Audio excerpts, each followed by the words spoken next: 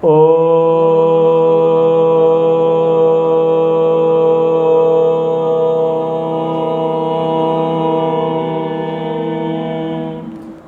सहनाववतु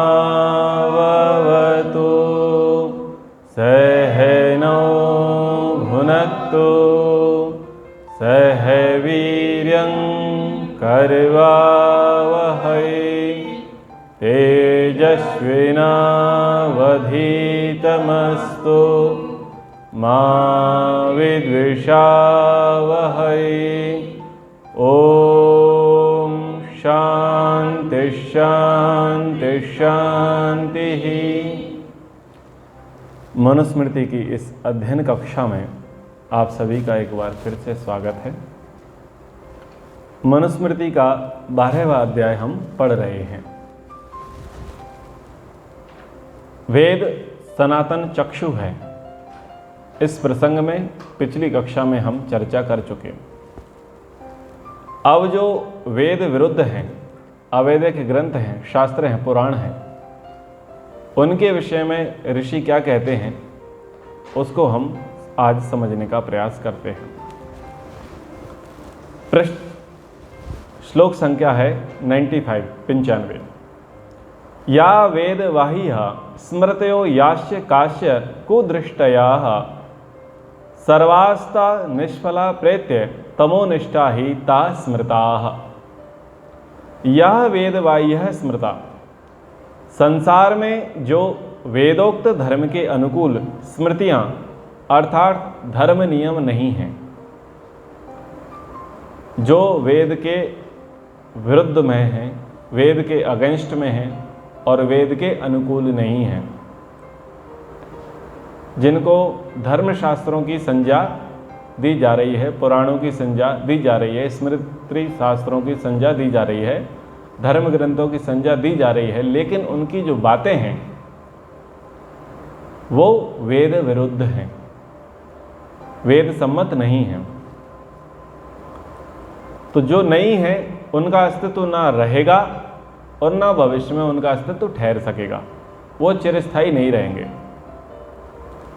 तो कह रहे कोई भी स्मृति या शास्त्र वो स्थायी नहीं रह सकता, जीवित नहीं रह सकता यदि वो अवैदिक है। तो यह काश्य कुदृष्टया, और जो कोई वेद विरोधी विचार हैं अथवा होंगे, ता सर्वा निष्फला, वे सब निष्फल हैं, उत्तम कर्म फल देने वाले नहीं हैं।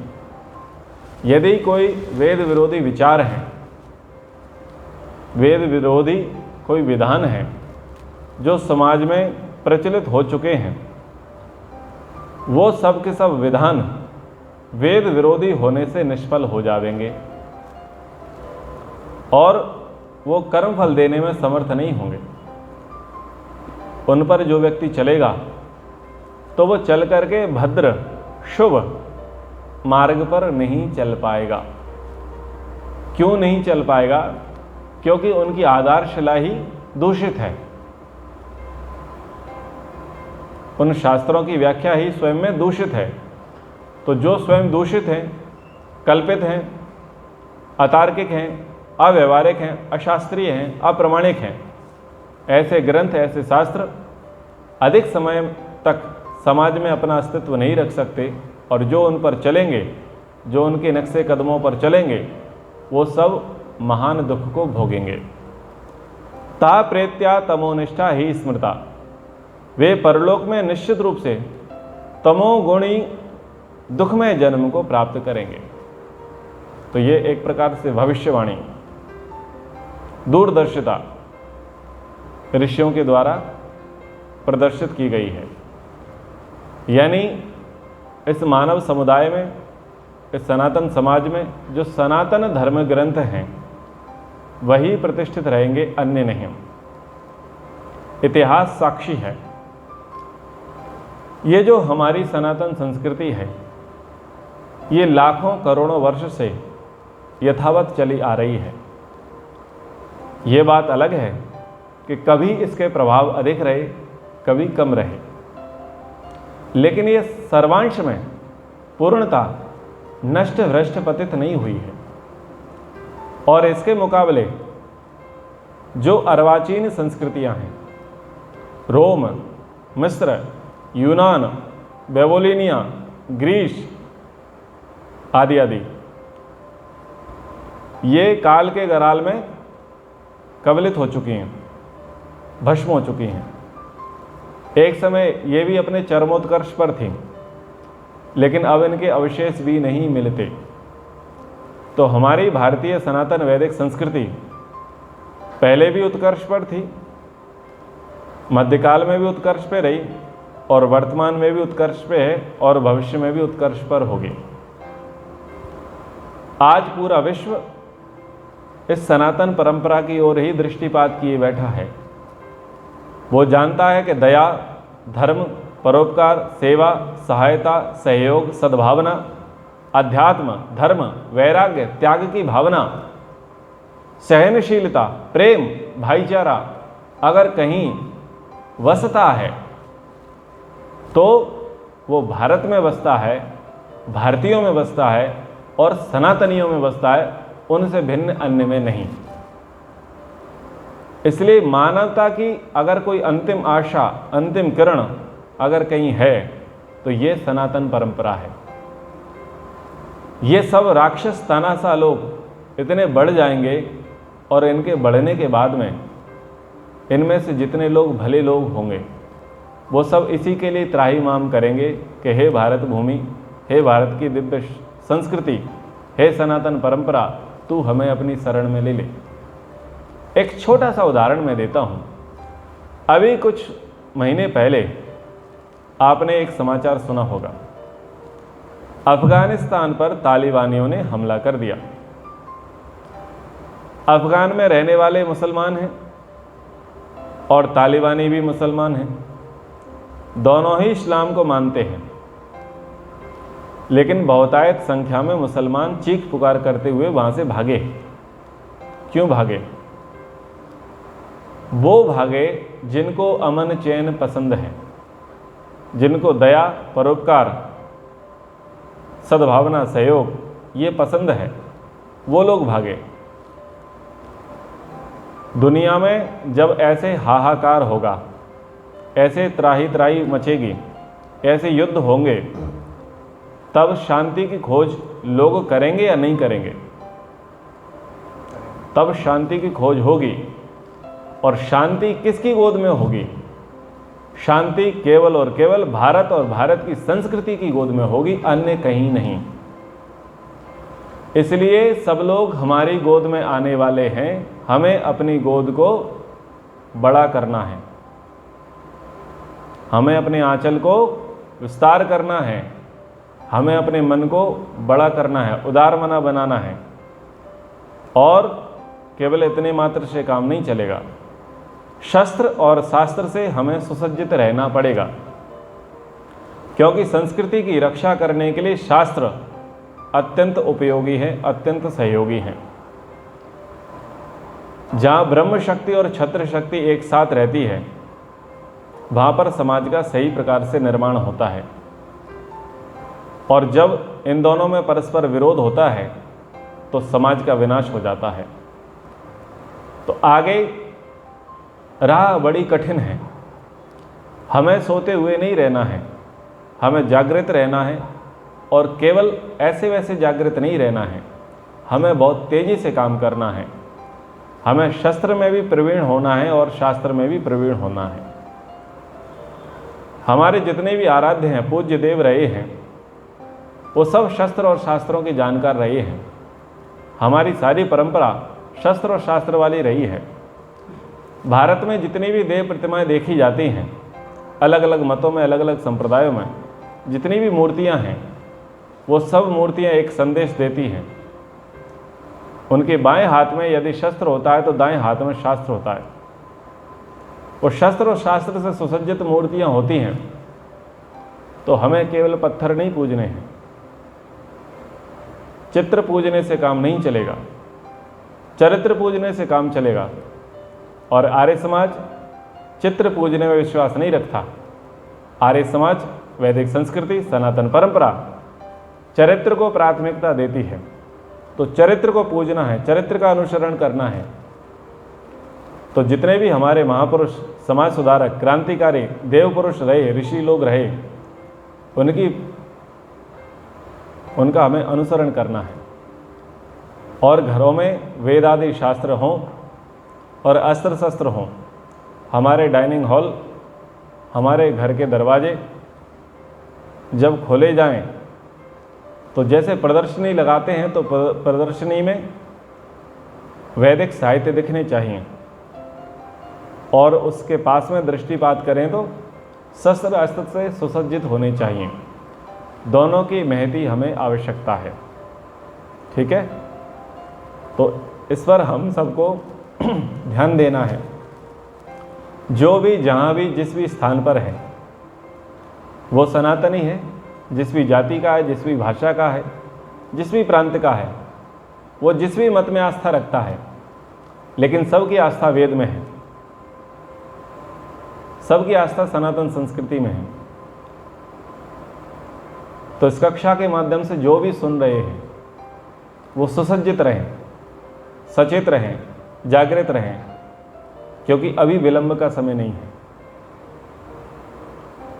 जैसे आज अभी इसी वक्त जैसे किसी का फ़ोन टूट जाता है, मोबाइल टूट जाता है, तो त्वरित शीघ्रतापूर्वक दूसरा मोबाइल खरीद लिया जाता है, क्योंकि उसकी महती आवश्यकता है, आवश्यकता अनुभव होती है।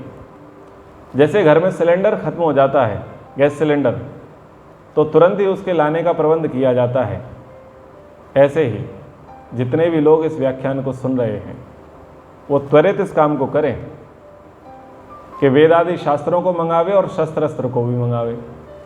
तो प्रसंग अनुसार इस कक्षा के माध्यम से आप सभी के लिए बात कही है, इसको हल्के में ना लें, गंभीरता से समझें।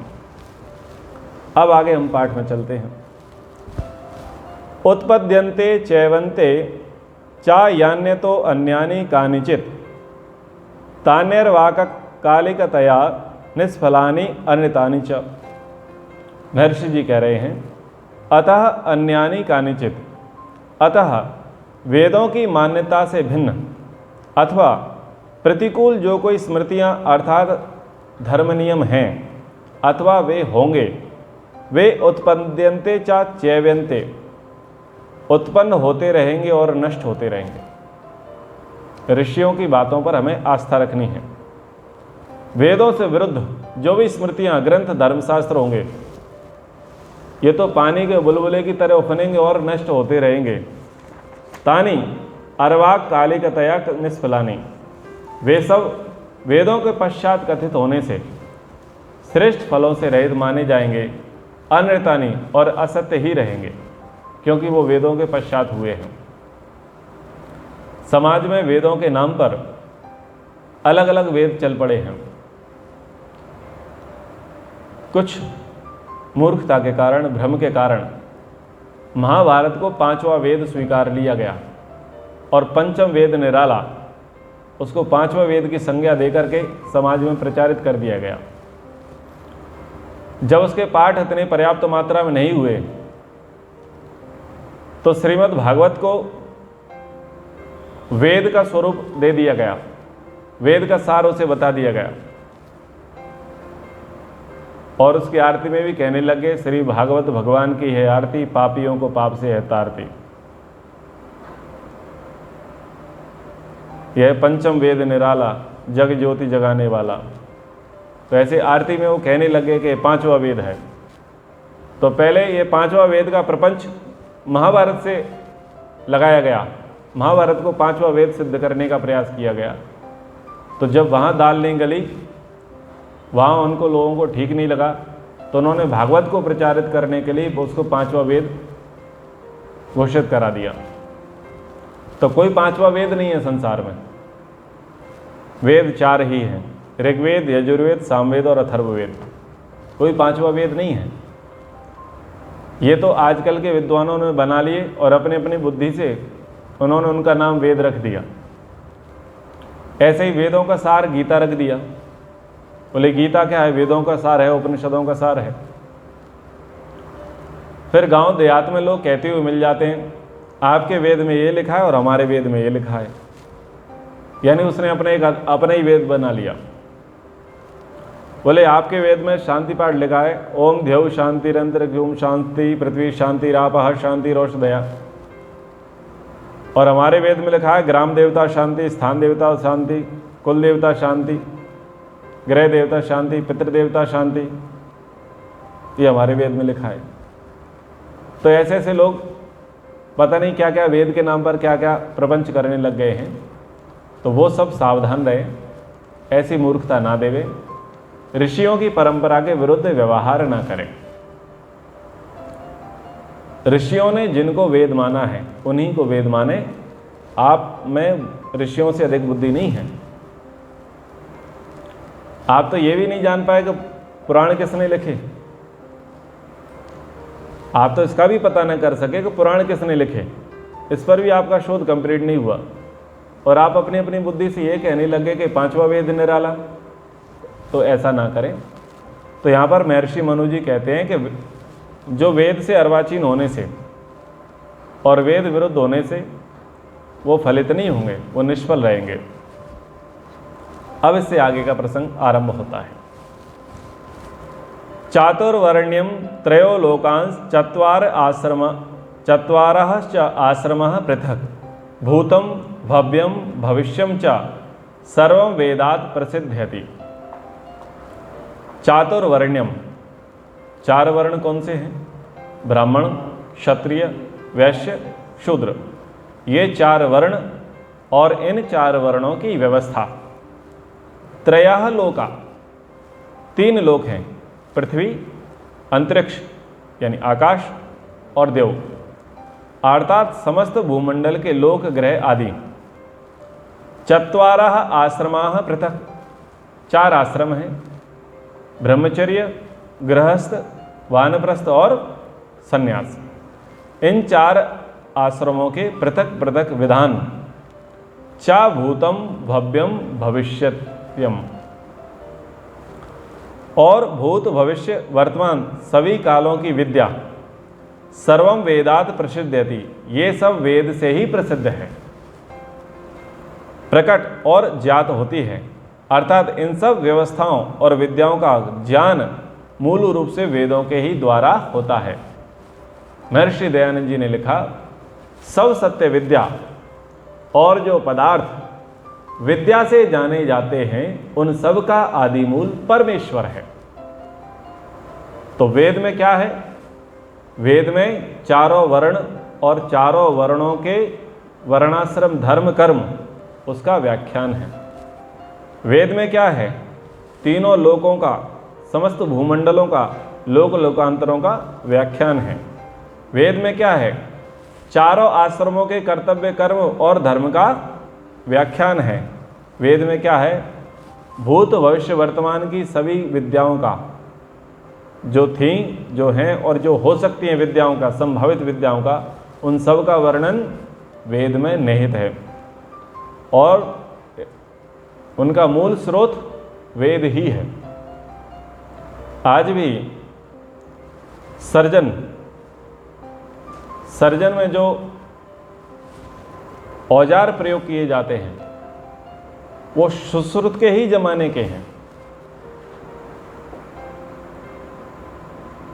शल्य चिकित्सक सुश्रुत उन्हीं के जमाने के हैं, बस धातु बदल गई, लेकिन उनके आकार प्रकार वैसे ही हैं जैसे उनके समय में थे। तो जो विद्या प्राचीन काल में थी वही विद्या आज है, रूपांतर हो गया है, थोड़ा मॉडिफाई हो गया है, लेकिन जो विद्या है, जो कला है, जो उनका विज्ञान है, वो यथावत है। तो इस श्लोक को आप सभी को याद रखना चाहिए। अब इससे आगे के प्रसंग को पढ़ते हैं। हाँ जी, श्लोक संख्या है 97, 12वें अध्याय का 97वां श्लोक, जिसमें ये बात कही। शब्दः स्पर्शश्च रूपं च रसो गंधश्च पंचमाः वेदादेव प्रसूयन्ते प्रसूति गुण कर्मतः। शब्द, स्पर्श, रूप, रस और पांचवा है गंध। ये प्रसूति गुण कर्मतः उत्पत्ति, गुण और कार्य के ज्ञान रूप से वेदात एव प्रसूयन्ते, वेद से ही प्रसिद्ध विज्ञात होते हैं। अर्थात इन तत्व शक्तियों का उत्पत्ति ज्ञान, इनके गुणों का ज्ञान, इनकी उपयोगिता का ज्ञान और उत्पन्न समस्त जड़ चेतन संसार का ज्ञान विज्ञान वेद से ही मूल रूप से प्राप्त होता है। ठीक है, आवृत्ति की आवश्यकता नहीं, आगे नहीं समझ में। और वेद ही सबके सुख का साधन है। बिभर्ति सर्वभूतानि वेद शास्त्रम सनातनम तस्मात् एतत् परम मन्ये अस्य जंतो अस्य साधनम। कह रहे हैं सनातनम वेद शास्त्रम, नित्य जो वेद शास्त्र हैं, सर्वभूतानि बिभर्ति, सब प्राणियों का ज्ञान, विद्या, दान द्वारा धारण और पोषण करता है। यत अस्य जंतोः साधनम, और यह मनुष्य मात्र के लिए सुख, उन्नति, पुरुषार्थ प्राप्ति आदि का साधन है। तस्मात् एतम परम मन्ये, इसलिए मैं वेद शास्त्र को सर्वोत्तम मानता हूँ। ऐसा महर्षि मनु जी कह रहे हैं। और ऋग्वेदादि भाष्य भूमिका में वेद विषयक विचार में महर्षि दयानंद जी कहते हैं कि यह जो सनातन वेद शास्त्र है सो सब विद्याओं के दान से संपूर्ण प्राणियों का धारण और सब सुखों को प्राप्त कराता है। इस कारण से हम लोग उसको सर्वथा उत्तम मानते हैं और इसी प्रकार मानना भी चाहिए, क्योंकि सब जीवों के सुखों का साधन यही वेद है। ठीक है, तो मनुस्मृति में भी कहा और सत्यार्थ प्रकाश में भी कहा, जो वेद को छोड़कर के अन्यत्र परिश्रम करता है वह पुत्र पौत्रों सहित शीघ्र ही शूद्र भाव को प्राप्त हो जाता है। इसलिए वेदाभ्यास को छोड़कर के अन्य ग्रंथों का अभ्यास नहीं करना चाहिए। जो वेद यानी वैदिक सत्यशास्त्र ऋषि प्रणीत ग्रंथ हैं उनको छोड़ करके अनार्ष और जो सांप्रदायिक मत हैं उनके जो ग्रंथ हैं उनको नहीं पढ़ना चाहिए। उनसे बुद्धि भ्रमित होती है, कुंठित होती है और शूद्रत्व की प्राप्ति होती है। हमें शास्त्र ज्ञान की उत्तरोत्तर वृद्धि के लिए करनी चाहिए। हमें जो विद्या का अर्जन करना है, शास्त्रों का जो अध्ययन करना है, वो विद्या की अभिवृद्धि के लिए करना है, नहीं बुद्धि को कुंठित करने के लिए। तो यदि बुद्धि को कुंठित करना चाहते हैं तो जो वेद से इतर पुस्तकें जो मार्केट में मिल रही हैं अलग अलग मतों के द्वारा, उनको पढ़ें, बुद्धि कुंठित हो जाएगी। और यदि कुंठित नहीं करना है, फ्लेक्सिबल बनाना है, कुशाग्र बनाना है, पवित्र बनाना है, सूक्ष्म बनाना है, तो वेद आदि सत्य शास्त्रों का अध्ययन करें।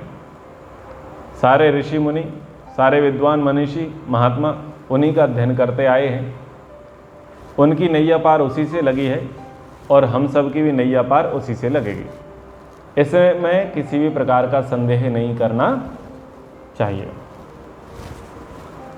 अब यहाँ पर एक अंतिम श्लोक को लेकर के प्रसंग को यहाँ पर समाप्त करते हैं। जो सेनापति है, राजा है, न्यायाधीश है, वो वेदवेत्ता ही होना चाहिए। हालांकि राजधर्म का विषय मनुस्मृति में 2 अध्यायों में आया है। उन अध्यायों को मैंने छोड़ दिया है क्योंकि आगे मुझे महाभारत पढ़ाना है और महाभारत में भी राजधर्म का विषय आया है, मनुस्मृति में भी राजधर्म का विषय आया है। तो 2-2 बार पढ़ाना ना पड़े, इसलिए महाभारत के प्रसंग में ही मैं राजधर्म का प्रसंग पढ़ाऊंगा।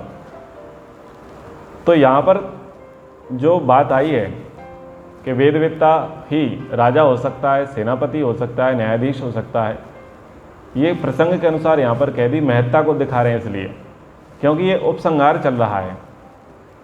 हालांकि इसकी विस्तृत जानकारी कि महामात्य कैसे चुना जाएगा, प्रधानमंत्री कैसे चुना जाएगा, मंत्री कैसे चुना जाएगा, कोषाध्यक्ष किस प्रकार से चुना जाएगा, सैनिकों की भर्ती किस प्रकार से होगी, श्रेष्ठी किस प्रकार से कर देंगे, अश्वाध्यक्ष क्या काम करेगा, सेनाध्यक्ष क्या काम करेगा, ठीक है, अस्त्र शस्त्र निरीक्षक वो किस प्रकार से काम करेगा, उसकी योग्यता क्या है, ये सब वहाँ मनुस्मृति में आया हुआ है। राजधर्म विषय में, वो राजधर्म विषय के प्रसंग में आया है, अध्याय में बता रहा हूँ, ये 7वां 8वां है। 7वें और 8वें में राजधर्म विषय आया है पूरा। मनुस्मृति के साथ 8वां अध्याय और महाभारत में जो राजधर्म रहा है, दोनों में कंटेंट में कुछ भिन्नता है। वहाँ पर अलग प्रकार से उपदेश दिया गया है, लेकिन वो जो उपदेश है वो मनुप्रोक्त ही है, उनका कोई स्वतंत्र नहीं है। महर्षि व्यास ने जो उपदेश किया है वहाँ राजधर्म का, बस वक्ता की शैली अलग होती है, भाव तो एक ही होता है ना, समझ में आ रहा है ना। तो उन्होंने कुछ नया विधान नहीं बनाया ऋषि व्यास ने, वो तो मनुप्रोक्त है। महर्षि मनु जी ने जो विधान बनाए हैं, उन्हीं विधानों को भगवान वाल्मीकि ने माना है, उन्हीं विधानों को भगवान व्यास ने माना है, क्योंकि ये मनु जी जो हैं वो आप्त हैं और सबके लिए प्रमाणिक हैं। जितने ऋषि जिसके बात में दम होती है, वजनदारी होती है, जिसकी बात गोलमोल नहीं होती, आप तो उपदेश शब्द, हाँ प्रमाणिक वेदोक्त, तो इसलिए उनको प्रमाणिक माना गया है, उनको सर्वमान्य माना गया, उनको विशेष स्थान दिया गया है। उनकी बातें कई नीति शास्त्रों में आती हैं, कई संस्कृत साहित्यों में आती हैं, कई नाटकों में आती हैं, कई कथानकों में आती हैं। महर्षि मनु जी की बातें, वो सिद्धांत व नीति नियम, पर चूंकि विद्वान संस्कृत के जानकार होते हैं तो पूरा श्लोक एज इट इज नहीं लेते, वो अपनी तरीके से कुछ बातें कह देते हैं। तो वो तो सभी कहते आए हैं, सबकी अपनी अपनी शैली होती है। इस प्रकार से आगे समझ में, सेनापत्यम च राज्यम च दंड नेतृत्वम एव च सर्वलोकाधिपत्यम च वेद शास्त्र विदर्हति। सेनापत्यम सेना के प्रबंधन का कार्य, च और राज्यम राज्य का प्रशासनिक कार्य, और दंड नेतृत्वम एवं दंड व्यवस्था अर्थात न्याय व्यवस्था का कार्य, और सर्वलोकाधिपत्यम सब प्रजा का अधिपति अर्थात राजा होने का कार्य, इनको वेद शास्त्रविद अर्हति, वेद शास्त्रों का ज्ञाता ही उत्तम प्रकार से करने में समर्थ है, योग्य है। महर्षि जी कहते हैं सब सेना और सेनापतियों के ऊपर राज्याधिकार, दंड देने की व्यवस्था के सब कार्यों का आधिपत्य, सबके ऊपर वर्तमान सर्वाधीश राज्याधिकार, इन चारों अधिकारों में संपूर्ण वेद शास्त्रों में प्रवीण पूर्ण विद्या वाले धर्मात्मा जितेंद्रिय सुशील जनों को स्थापित करना चाहिए। अर्थात मुख्य सेनापति, मुख्य राज्याधिकारी, मुख्य न्यायाधीश और प्रधान राजा, ये चार सब विद्याओं में पूर्ण विद्वान होने चाहिए, यानी वेदवेत्ता होने चाहिए। सत्यार्थ प्रकाश के 6वें समुल्लास में उन्होंने लिखा है, हाँ वहाँ राजधर्म विषय आया है। तो महर्षि दयानंद जी ने जो लिया है वो सारा का सारा मनुस्मृति से लिया है, और फिर अनुशासन पर्व में, शांति पर्व में, और भी जो पर्व आए हैं उसमें नहीं, और भी स्थानों पर जो जो बातें आई हैं वो सब मनुस्मृति प्रोक्त ही हैं। वहाँ जो नीति नियम सिद्धांत मर्यादाएं बताई गई हैं राजाओं के लिए, क्षत्रियों के लिए, धर्म की नीति की व्यवहार की, वो मनुप्रोक्त ही है, उससे भिन्न किसी की नहीं है, उसी को प्रमाणिक माना है। हाँ जी,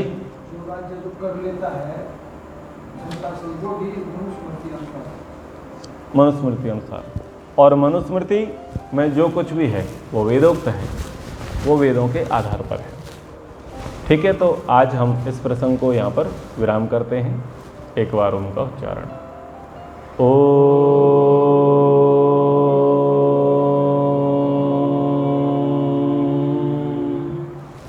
सर्वेभ्यो नमः। सबको सादर नमस्ते।